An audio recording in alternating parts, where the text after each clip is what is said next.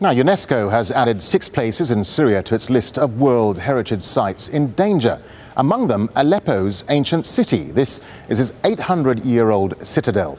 It's been caught in the crossfire during the battle for the city, and these are pictures from last year of rebels at the heritage site. OK, let's look at Palmyra in the east of the country. It was one of the most important cultural centres in the ancient world. This video from last month appears to show the extent of the damage from the fighting. And this is Crac des Chevaliers, an awe-inspiring castle built by the Crusaders in the 12th century. This hasn't escaped either. Neighbouring Homs has seen some of the heaviest fighting in the war. Another site threatened by the violence is the ancient city of Bosra in the south of the country. Damascus's old city is also on the list. It's home to the beautiful 12th century Umayyad Mosque. Also in danger, according to UNESCO, the ancient abandoned villages of northern Syria.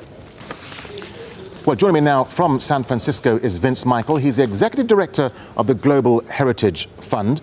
Vince Michael, what do you make of this UNESCO report on damaged sites in Syria? How significant is the report, do you think? Well, this is very significant that UNESCO is recognizing damage that's been going on for the duration of this conflict, damage that our group helped support an assessment of over a year ago. These are some of the world's most outstanding heritage sites. They have universal value across a range of cultures and time, and UNESCO is doing an important job recognizing the damage that has been done and is continuing to happen. And of course, many of these sites, Vince, are irreplaceable. I mean, can you outline the causes of some of the damage to them?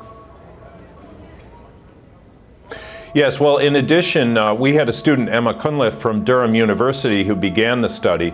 In addition to direct damage from rocket fire, bullets, and so forth, you also have extensive damage to archaeological sites from looting. People are digging up ancient artifacts and trading them for weapons. Are you getting any reports that would suggest that the sites themselves are being targeted, and if so, by whom? That is much more difficult to determine whether certain groups are targeting the sites, but certainly when we saw the souk in Aleppo burn last year, when we saw the 1,000-year-old minaret in Aleppo fall this year, you couldn't help but wonder if people weren't trying to break the identity and spirit of those who lived in those places. It's very difficult, is it not, to protect these sites during a war? What's UNESCO doing to try and protect them?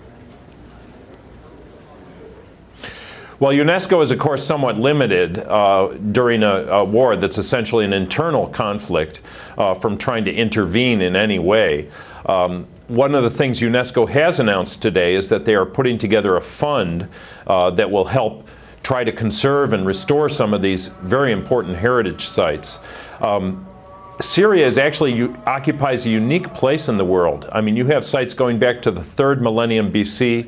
You have sites in the Bible. You have sites important in the life of the Prophet Muhammad. You have sites that talk about the Crusades, about Saladin, the great Arab leader. Greek and Roman sites. It's really a world treasure.